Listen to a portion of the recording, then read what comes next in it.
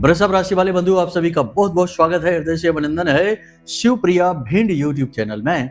तो वृषभ राशि वालों, सावधान हो जाओ। इस पूरे मई के महीने में भूल कर भी नहीं जाना इन तीन स्थानों पर जाना आपके जीवन के लिए बेहद खतरनाक होने वाला है। भयंकर नकारात्मकता को आपके जीवन में लेकर आने वाला है। और हम आपको बता दें कि आपके जीवन में जो परेशानियां अभी इस समय चल रही हैं, उन परेशानियों में कहीं ना कहीं इन तीन स्थानों का बहुत बड़ा योगदान है। इनकी वजह से आपके जीवन में परेशानियों का दौर शुरू हुआ, अभी भी चल रहा है और आगे भी बना रहेगा। तो ध्यान से समझना है आपको कि कौन से हैं वो तीन स्थान जहां आपको भूल कर भी इस मई के महीने में नहीं जाना है। इतना ही नहीं, इसी के साथ साथ हम आपको बताएंगे मई के महीने में आपके जीवन में घटने वाली, खास तौर से 1 से लेके 15 मई के बीच आपके जीवन में घटने वाली 4 पॉजिटिव और नेगेटिव घटनाओं के विषय में। ये जो भविष्यवाणियां हम करने जा रहे हैं, ये 70 से 80% सटीक होंगी और आपके ग्रह गोचरों पर आधारित होंगी। इसी के साथ साथ 2 शुभ घटनाओं के बारे में, यानी कि इतनी शुभ घटनाएं जिनके बारे में आप सुनकर खुशी से झूम उठेंगे। बहुत लंबे समय से इन घटनाओं का आप इंतजार कर रहे थे। ये घटनाएं घटने वाली हैं। कौन सी होंगी ये घटनाएं, कैसे घटेंगी, इनके विषय में भी आपको बताएंगे। कुछ जरूरी सावधानियों के बारे में आपको बताएंगे जो पूरे मई के महीने में आपको बनाकर रखनी होंगी। याद रखना कि यह जो मई का महीना है आपके जीवन में बड़ा क्रांतिकारी होने वाला है। बहुत ही उच्च स्तरीय कार्य आप इस मई के महीने में कर सकते हैं। कब करेंगे, कैसे करेंगे, सब कुछ आपको बताएंगे। ग्रह क्या कह रहे हैं, कौन से परिवर्तन होने वाले हैं, कौन सा ग्रह किस राशि में और किस जगह जाकर आपको प्रभावित करने वाला है, यह सब कुछ आपको बताएंगे। अंत में आपको बताएंगे कि ऐसा महाशक्तिशाली उपाय, इसे उपाय कहना वैसे सही नहीं होगा, मां बगलामुखी की सीधी कृपा आप तक पहुंचाने के लिए एक महामंत्र आपको देने जा रहे हैं। इस महामंत्र को आप कभी भी प्रयोग कर सकते हैं, किसी भी स्थिति में प्रयोग कर सकते हैं। विधि थोड़ी सी बदलती रहेगी, लेकिन इसका प्रयोग करने से आपके जीवन में, आपके आसपास एक विशेष कवच निर्मित होता है, जिसे बालगा कवच कहते हैं। यह कवच इतना शक्तिशाली है कि दुनिया की कोई भी नकारात्मक ताकत, शक्ति इस कवच को भेद ही नहीं सकती है। एक उदाहरण के साथ हम आपको समझाएंगे कि कैसे हमारे खुद के जीवन में यह घटित हुआ और माई के बालगा कवच ने कैसे हमारी रक्षा की। इसके विषय में आपको एक हम सत्य घटना के विषय में आपको बताएंगे जो हमारा खुद का अनुभव है, इससे आपको यकीन हो जाएगा। यानी कि आज का यह कार्यक्रम आपको मुसीबतों से बचाएगा, शुभ घटनाओं के लिए तैयार करेगा और महामाई के बालगा कवच का पात्र बनाएगा, अधिकारी बनाएगा। आपको बस इस कार्यक्रम को अंत तक देखना है। इसी में आपकी भलाई है और आपके जीवन में सुख और शांति का कारक बनने वाला है यह कार्यक्रम। इस बात का हम भरोसा दिलाते हैं। तो चलिए बंधु, माई को याद करते हुए आज के इस विशेष कार्यक्रम को शुरू करते हैं। कमेंट बॉक्स में पूरे भक्ति भाव के साथ लिख डालिए, जय मां भद्रकाली, कृपा करो। महामाई बहुत दयालु है, आपके ऊपर निश्चित कृपा करेंगी, हमें पूर्ण विश्वास है। यदि माई के लिए मन में भाव गहरा है तो कमेंट बॉक्स में यह भी लिख देना कि मैं भी माई के परिवार का हिस्सा हूं। यह बहुत बड़ा अवसर है जो महामाई के परिवार से जुड़ने का आपको अवसर प्राप्त हो रहा है। याद रखना कि यह जो कार्यक्रम आप देख रहे हैं, यह माई के धाम से ही प्रसारित हो रहा है और आपके लिए सुनहरा अवसर लेकर आया है जब आप माई के परिवार से, माई के धाम से सीधे जुड़ सकते हैं। कोई भी शंका है, कोई भी मन में विषय है जो अटका हुआ है, कोई भी परेशानी है, उलझन है, तो नंबर वीडियो में हम दे रखे हैं। इन नंबरों पर फोन करिए, अपना कुंडली विश्लेषण कराइए, मन की शंकाएं दूर करिए और जीवन में खुशियां प्राप्त करिए। चलिए बंधु, अब अपने मूल विषय को प्रारंभ करते हैं। ध्यान से समझिए। प्यारे मित्रों, हमारे अत्यंत प्रिय और परम पूज्य अमिताचार्य जी के पास मां बगलामुखी और मां भद्रकाली की साधनाओं का वर्षों का अनुभव है और माता रानी की इनके ऊपर पूर्ण कृपा और सिद्धि है। आचार्य जी ने अपने सटीक कुंडली विश्लेषण और श्रेष्ठतम उपायों के माध्यम से हजारों लोगों के जीवन को खुशियों से भरा है। आचार्य जी का कुंडली विश्लेषण और उपाय करवाने का तरीका इतना अद्भुत है कि जीवन के हर एक दुख और कष्ट का कारण जड़ से ही समाप्त हो जाता है। फिर समस्या चाहे जैसी भी हो, कर्जा बहुत बढ़ गया हो, व्यापार चल नहीं रहा हो, बीमारियों में आप बर्बाद हो चुके हो, रिश्तों में प्रेम समाप्त हो चुका हो, या फिर नौकरी ही ना मिल रही हो, विवाह में देरी होती हो, कैसी भी समस्या हो, इन समस्याओं का कारण क्या है, कौन सी महादशा परेशान कर रही है, कौन सा दोष लगा हुआ है, सब कुछ आचार्य जी इतना सटीक बताते हैं कि वर्षों वर्ष के दुख कुछ ही दिनों में समाप्त हो जाते हैं। अगर आपके जीवन में भी कोई ऐसी संकट की घड़ी है तो यही सही समय है जब आप पूज्य आचार्य जी के हाथों से अपनी कुंडली का विश्लेषण करवाएं और वर्षों से चल रहे दुखों और संकटों के इस चक्र से बाहर निकल जाए। प्यारे मित्रों, अभी वीडियो में दिए गए नंबरों पर फोन करिए और अपनी कुंडली का श्रेष्ठतम आकलन करवा डालिए। जिंदगी बदलने का यह सबसे बड़ा मौका हाथ से मत जाने दीजिएगा। जय माई की, महामाई आपका कल्याण करे। अभी कुछ समय पहले की हम आपको ये घटना बताते हैं। इस घटना में हमने एक श्रीमान हैं जिनकी कुंडली की, और हमने लाइव वीडियो पर जाकर उनकी कुंडली की, क्योंकि उनकी यही विचार था, उनकी यही मंशा थी कि हम उनके सामने प्रकट हों और उनकी कुंडली का विश्लेषण उनके सामने करें और उनके घर का वास्तु भी थोड़ा बहुत देखें, क्योंकि बहुत परेशान चल रहे थे। पहले बहुत उच्च स्तरीय जीवन जिया करते थे, लेकिन पिछले कुछ 2-3 वर्षों से जीवन नर्क बन चुका है। हर तरफ से घाटा, परेशानी और बर्बादी आ रही है।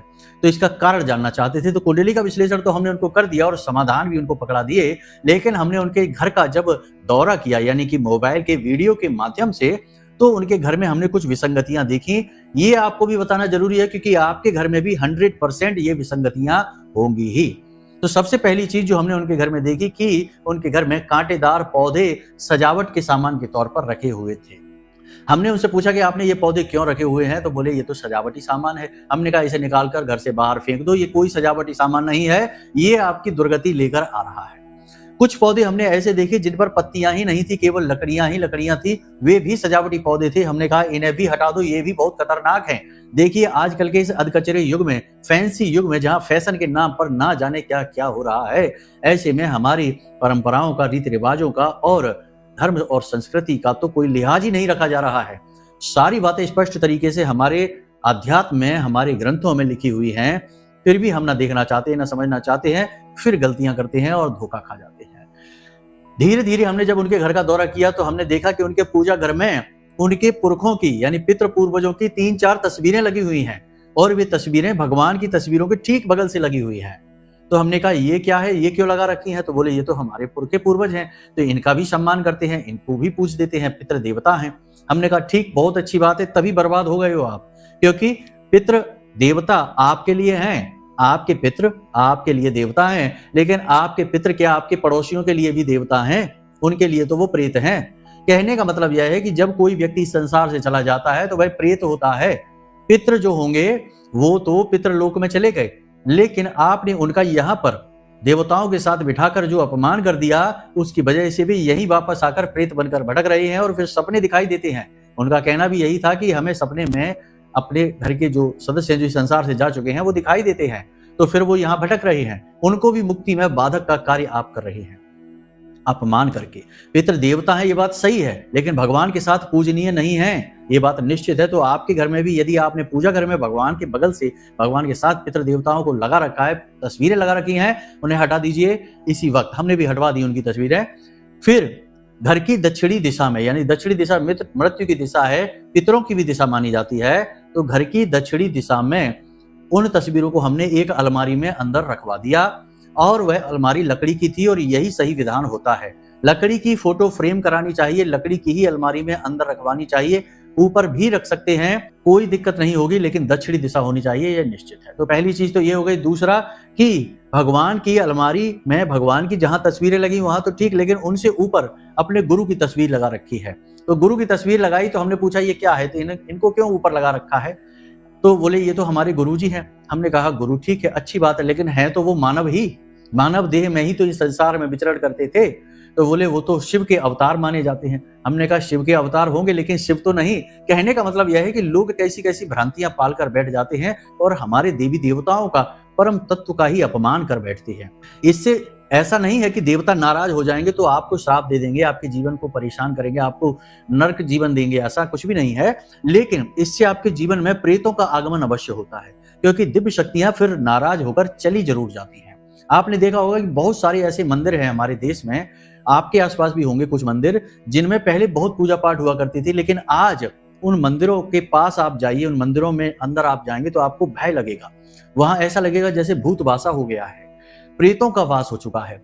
अब देवता वहां से जा चुके हैं, अब केवल संरचना है, प्रतिरूप बना हुआ है, देवता नहीं है। तो ऐसे होता है पूजा घरों में भी, हमारे घर के पूजा घरों में भी ऐसा होता है कि देवता चले जाते हैं, केवल फोटो और मूर्तियां लगी रह जाती हैं। तो ऐसा आपको नहीं करना है, ऐसी गलतियां नहीं करना है, देवताओं का अपमान नहीं करना है। करेंगे तो सजा भुगतेंगे, फिर परेशान होंगे और फिर परेशानियां ढूंढते फिरेंगे समाधान, इसको उसको कुंडली दिखाएंगे, कुछ भी नहीं होगा। मूल जड़ जब तक नहीं समझेंगे तब तक मुक्ति प्राप्त नहीं होगी। तो आपके पूजा घर में केवल भगवान की फोटो होनी चाहिए, भगवान की फोटो, मूर्ति नहीं। यदि मूर्ति भी लगाई है तो 4 अंगुल से यानी 1 मुष्टिका से छोटी मूर्ति होनी चाहिए। शिव पुराण में स्पष्ट तौर पर लिखा है कि यदि 1 मुष्टिका से बड़ी मूर्ति कोई लगा देता है तो वह घर मंदिर बन जाता है। लेकिन घर मंदिर तो नहीं होता, हमारे कहने के लिए मंदिर है, लेकिन मंदिर के नियम जो हैं वो घर पर लागू नहीं हो सकते हैं। शुद्धता, पवित्रता उतनी नहीं होती हमारे घरों में, कहीं ना कहीं अशुद्धता भी रहती ही है। तो मंदिर का विधान घर पर लागू नहीं होता है, इसलिए इतनी बड़ी मूर्ति नहीं। तो बेहतर यह है कि तस्वीरें लेकर आइए, ठीक है। और दूसरा सबसे बड़ी बात यह है कि तस्वीरें ऐसी लाइए जिस पर किसी व्यक्ति का, इंसान का नाम वगैरह ना हो, हस्ताक्षर ना हो और वह किसी व्यक्ति विशेष से जुड़ी ना हो, जैसे कि किसी ने उपहार में आपको दे दी, ऐसी तस्वीरें नहीं लाइए। तस्वीर हेतु लाइए, जैसे कि बाजार से जाइए और किसी उद्देश्य हेतु कि हम माई आपकी सेवा करना चाहते हैं, आपकी तस्वीर लेकर जा रहे हैं, ऐसी तस्वीरें आप लेकर आइए और उनकी पूजा करिए, ठीक है। बाकी कोई भी तस्वीर आप लेकर आए, बस यही ख्याल रखें कि वह किसी ने आपको उपहार में ना दे दी हो और उस व्यक्ति का या किसी भी व्यक्ति का उस पर नाम ना लिखा हो, कोई कंपनी का नाम ना लिखा हो, कोई ऐसी चीज ना हो जैसे वह प्रचार माध्यम लग रही हो, ऐसी कोई भी व्यवस्था उस पर ना हो। बस इन चीजों का आप ध्यान रखिए, अपने पूजा घर में लाकर रख लीजिए। तो ये गलतियां जो हैं, ये गलतियां बहुत बड़ी हैं, लेकिन हम इन्हें इग्नोर करते रहते हैं। अपने घरों में हम ऐसी ऐसी चीजें लाकर रख लेते हैं जो हमें बहुत परेशान करती हैं। फिर हम ढूंढते हैं कि परेशानी का कारण क्या है। कुंडली में भी कभी कभी इतने कोई बड़े दोष दिखाई नहीं देते, तब भी जातक लगातार परेशान चल रहा है। तो इन सब बातों का ख्याल रखिए, ठीक है। अब आपको बता देते हैं 1 से लेकर 15 मई तक होने वाली विशेष 4 घटनाएं और 2 शुभ घटनाएं। 4 घटनाएं जो कि कुछ हद तक नकारात्मक है और कुछ हद तक सकारात्मक भी हैं, इनके बारे में ध्यान से समझिए। जो लोग नौकरी कर रहे हैं उन्हें नौकरी में अब संघर्ष का सामना करना पड़ेगा। 1 से लेकर 15 मई तक नौकरी में काम ओवर टाइम हो जाएगा, बहुत ज्यादा काम करना पड़ सकता है, छुट्टी के दिन भी काम करना पड़ सकता है और शरीर में ऊर्जा की कमी, थकान बहुत अधिक हो जाएगी, स्ट्रेस बढ़ जाएगा, जिसकी वजह से विवाद हो जाएंगे, तनाव व झगड़े की स्थिति उत्पन्न होगी। मानसिक तनाव की वजह से आप बहुत ज्यादा पीड़ित महसूस करेंगे, स्वास्थ्य आपका कमजोर होता चला जाएगा। काम के ओवरलोड की वजह से आपकी जिंदगी थोड़ी अस्त व्यस्त होने वाली है, अधिकता रहेगी। व्यापारी वर्ग जो है उनके भी जीवन में छोटी छोटी अड़चनें लगातार आती रहेंगी और पैसे की दिक्कत लगातार बनी ही रहेगी, पैसा अटकता बहुत रहेगा।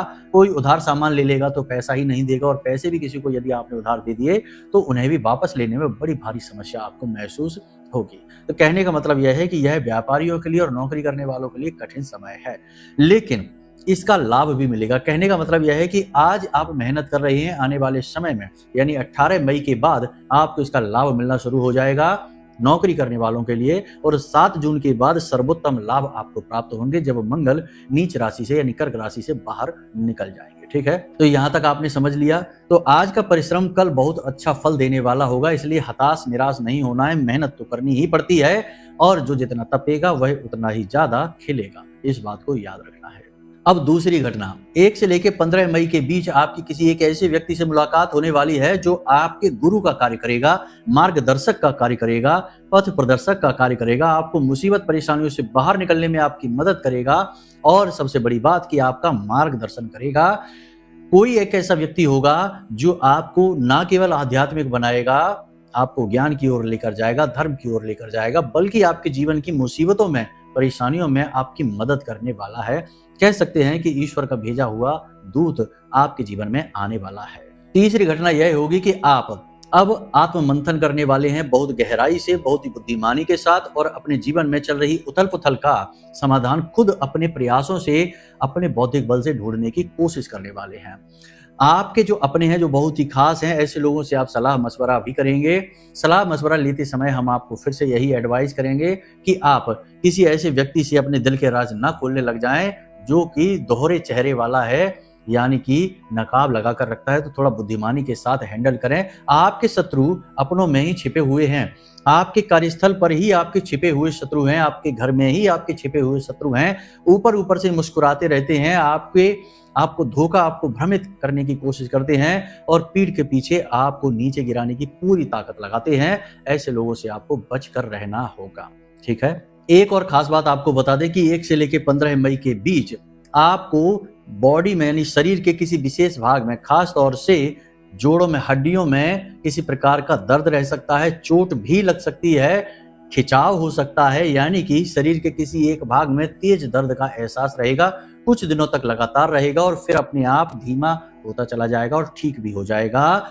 कारण भी हो सकता है और अकारण भी हो सकता है यह दर्द, यानी गिरने से, फिसलने से भी चोट लग सकती है या फिर यूं ही अपने आप ही किसी वजह से यह दर्द उत्पन्न हो सकता है। लेकिन एक बात तो निश्चित है कि दिन समाप्त होते होते ही, यानी कि दोपहर के 12 बजे के बाद जैसे जैसे दिन आगे बढ़ेगा वैसे वैसे आपके शरीर में सुस्ती और थकान बढ़ती चली जाएगी। काम की तो है ही, लेकिन आपका खुद का स्वास्थ्य भी इस समय कमजोर चल रहा है और शाम होते होते आपको ऐसा लगेगा जैसे कि शरीर में हीट, गर्मी बहुत बढ़ गई है, ताप बढ़ गया है, बुखार आ चुका है। कभी कभी तो आप दवाई भी खाएंगे बुखार की, लेकिन यह तो रोज की ही स्थिति रहने वाली है। तो थोड़ा आप अपने खान पान पर ध्यान दें, पानी अधिक पिएं, मंगल नीच के चल रहे हैं, टेम्परेचर बढ़ेगा ही और ऊर्जा की कमी भी आपको महसूस होगी ही। मतलब कि जितना काम आप करना चाहते हैं उतना काम आप कर नहीं पाएंगे, ऊर्जा की कमी रहेगी, मनोबल तो ऊंचा रहेगा लेकिन शरीर साथ नहीं दे पाएगा, ये बात निश्चित है। खान पान का ध्यान दें और समय पर सोएं और जागें, नींद का भी विशेष ख्याल रखें। आपकी किसी पुरानी कमी, पुरानी गलती की कीमत आपको चुकानी पड़ सकती है। आपने किसी के साथ कोई वादा किया, कोई लेन देन किया या कोई ऐसा कार्य कर लिया जिसके बारे में आप सोचकर थोड़ा परेशान होते हैं, वह आपको हानि पहुंचाने वाला है। वह खुल सकता है, आपका कोई रहस्य, कोई राज, कोई आपकी छुपी हुई बात बाहर आ सकती है जिससे आपको मान हानि भी हो सकती है, आपके मान सम्मान में कमी भी हो सकती है और हो सकता है कि आपकी थोड़ी बहुत बहस भी, तू मैं भी किसी के साथ हो जाए। तो थोड़ा सा संभल कर रहना है और अपने रहस्य, अपने राज छुपा कर रखने की कोशिश करनी है। यही तो आपकी सबसे बड़ी कमी है। यह गलती आप बार बार दोहरा देते हैं, लेकिन अब ऐसा आपको नहीं करना है, सावधान रहना है। अब बात करते हैं कुछ पॉजिटिव घटनाओं के बारे में जो कि आपको अच्छा महसूस कराएंगी। तो 1 से लेकर 7 तक तो ठीक है, लेकिन 7 तारीख के बाद अचानक से आपको ऐसा लगेगा जैसे कि पॉजिटिव एनर्जी आपके जीवन में आ गई है। कुछ आप उपाय क्रियाएं भी करेंगे, उनके माध्यम से भी ऐसा होगा और ग्रह परिवर्तन यानी कि बुध का राशि परिवर्तन भी हो रहा है। इसकी वजह से भी आपको ऐसा लगेगा कि आपके अंदर अचानक पॉजिटिव एनर्जी आ चुकी है। बौद्धिक बल आपका बढ़ेगा। देखो, बुध जो है ना, वाणी है, बुद्धि है और व्यापार है। तो आपकी वाणी कुशल हो जाएगी, आप जो भी बोलेंगे प्रभावशाली होगा, लोग उससे प्रभावित होंगे और आपकी बात कोई काट नहीं पाएगा। साथ ही वाणी यानी कि बुद्धि भी आपकी तेज हो जाएगी, यानी कि अचानक से आपके मन में पॉजिटिव विचार आने लगेंगे, आपकी समस्याओं का समाधान आपको दिखने लगेगा। आने वाले समय में आपको क्या करना है, क्या नहीं करना, कहाँ रुकना है और कहाँ आगे बढ़ना है, सारी चीजें आपको अपने आप धीरे धीरे समझ में आती चली जाएंगी और आपका बौद्धिक बल बढ़ेगा। ये बहुत अच्छी बात रहेगी। यानी कि आत्म मंथन की प्रक्रिया 7 तारीख के बाद बहुत ही उत्तम होने वाली है और आप कोई निष्कर्ष लेने वाले हैं। 15 तारीख तक आप कोई ना कोई निर्णय अवश्य ले लेंगे। अब भी यहाँ पर हम आपको सलाह यही देंगे कि कोई भी निर्णय आप लें अवश्य, विचार मंथन आप करें अवश्य, लेकिन अभी कोई भी नया कार्य शुरू ना करें, कहीं इन्वेस्ट ना करें, प्रॉपर्टी वगैरह में कोई भी व्यापार ना करें, किसी भी नए काम की शुरुआत ना करें। यहाँ तक कि आप जो भी काम धंधा व्यापार कर रहे हैं या नौकरी कर रहे हैं, वहां पर भी कोई बड़ा फेरबदल करने की कोशिश ना करें, क्योंकि अभी समय और काल अच्छा नहीं है। 18-19 मई के बाद थोड़ी सी पॉजिटिविटी आएगी। राहु और शनि की युति जब टूट जाएगी तो थोड़ा बहुत पॉजिटिव आपको अवश्य महसूस होगा, लेकिन पूर्ण रूप से आपको अनुकूल वातावरण प्राप्त होगा 7 जून के बाद, क्योंकि मंगल नीच राशि से बाहर निकलेंगे, सिंह राशि में पहुंचेंगे। इसका आपको लाभ अवश्य प्राप्त होगा। तो इन बातों को हल्के में मत लेना, ये बातें बहुत आवश्यक हैं, बाद में फिर पछताना पड़ेगा, हम आपको बता रहे हैं। छोटी छोटी सी चीजें हैं कुछ जिनको आपको अवश्य ध्यान में रखना होगा, वरना आप उलझ जाएंगे। छोटी चीज क्या है कि कुछ लोग आपको उकसाने की कोशिश करेंगे, आपके खिलाफ षड्यंत्र करेंगे और आपसे कुछ ऐसी बातें बोलेंगे जिन्हें सुनकर आपको अच्छा नहीं लगेगा। आप दिल से उन बातों को लगा बैठेंगे और परेशान हो जाएंगे। तो ये नहीं करना है, चीजों को इग्नोर करना सीखना है, ना कहना सीखना है। यानी लोग आपसे कुछ ऐसे कार्य करवाना चाहेंगे जिन्हें आपकी बिल्कुल भी इच्छा नहीं होगी, मर्जी नहीं होगी, आपका सामान मांगेंगे, चीजें मांगेंगे, पैसा मांगेंगे, तो आपको ना कहना होगा, इसका बल आपको लाना होगा। तीसरा, आपको अपने स्वास्थ्य का विशेष ख्याल रखना होगा। समय से सोना जागना और अनुशासन में रहना यह बेहद आवश्यक रहेगा। योग प्राणायाम से भी आप जुड़ें।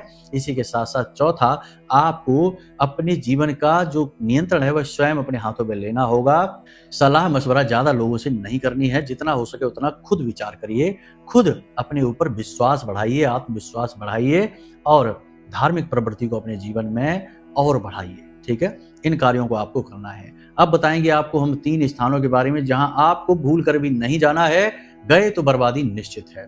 ये तीनों स्थान राहु से जुड़े हुए हैं और राहु का इस समय बोलबाला चल रहा है। 1 से लेकर 18 मई तक राहु पूर्ण रूप से निगेटिव हैं, तो ऐसे में राहु से जुड़े स्थानों पर तो भूल कर भी नहीं जाना है।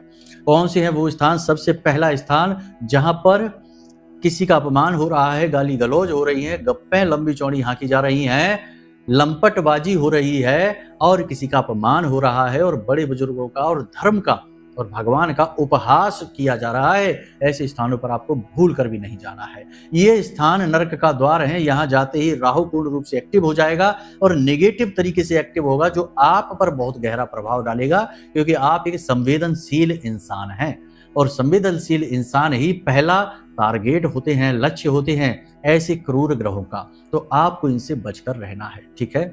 दूसरा स्थान जहां पर कि जुआ, सट्टेबाजी यानी कि पैसे को उड़ाने की बातें की जा रही हैं, जहां पर पैसे का अपमान हो रहा है, व्यर्थ के कार्य ऐसे जिनमें कि माता लक्ष्मी का अपमान होता है। जैसे माता लक्ष्मी का अपमान कहाँ होता है कि जब इंसान पैसे की इज्जत नहीं करता, उसे उल्टे सीधे संबोधनों से संबोधित करता है। कोई कहता है पैसा तो हाथ का मैल है, कोई कहता है पैसा ही बर्बादी का कारण है, कोई कहता है पैसा ही इस जिंदगी में सारी परेशानी, सारे दुख दर्द तकलीफ का कारण है, पैसा ना होता तो जाने कितना अच्छा होता।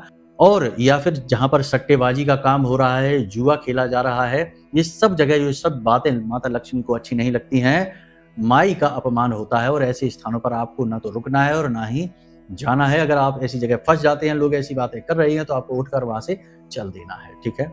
तीसरा स्थान जहां मांसाहार किया जा रहा है, मांस बेचा जा रहा है, ऐसे स्थानों पर आपको नहीं जाना है। अंडे है, मांस है और ना जाने क्या क्या मदिरा वगैरह है, ऐसे घिनौने स्थानों पर आपको भूल कर भी नहीं जाना है। ये बड़े नीच स्थान होते हैं और यहाँ पर बड़ी निम्न स्तरीय ऊर्जाएं वास करती हैं।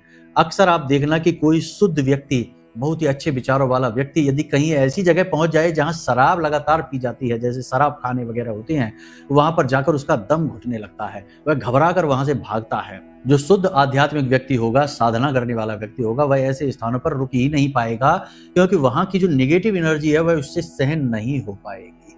तो ऐसे स्थानों पर आपको नहीं जाना है। शॉर्टकट लेने के चक्कर में ऐसे रास्तों को न पकड़ना जहां मांस बेचा जाता है या जहां पर गंदे कार्य किए जाते हैं, इनसे आपको दूर रहना है।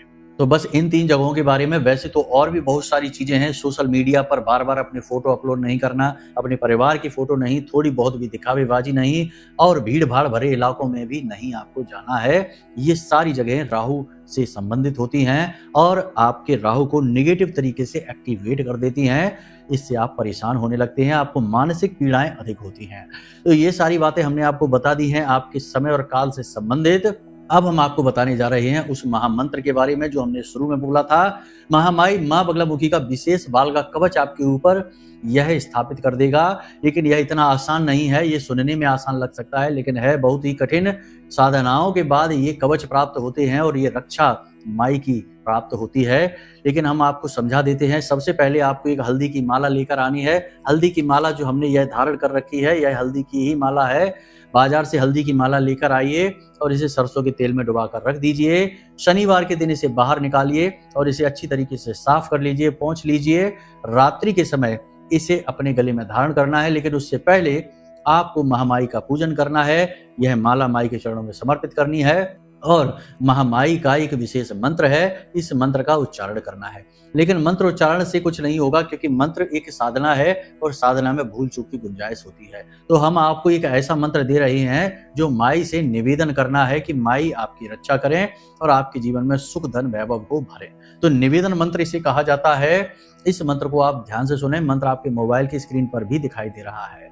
तो मंत्र है ओम ह्लीम ऐं श्रीम क्लीम श्री बगलानने मम रिपुनिनाशय नाशय ममेश्वर्याणि देहि देहि शीघ्रम मनवांछितम कार्य साधय साधय स्वाहा। देखो, मंत्र बहुत ही शक्तिशाली है। इस मंत्र में माई से निवेदन किया जा रहा है कि शीघ्र हमारी मनोकामनाएं पूर्ति करिए और हमारे शत्रुओं से हमें रक्षा प्रदान करिए। इस मंत्र को आप कभी भी जाप कर सकते हैं। इस मंत्र का जाप करते करते, यानी कि इस मंत्र को 20 से 21 बार आपको बोलना है आसन पर बैठकर, और इस माला को गले में धारण कर लेना है।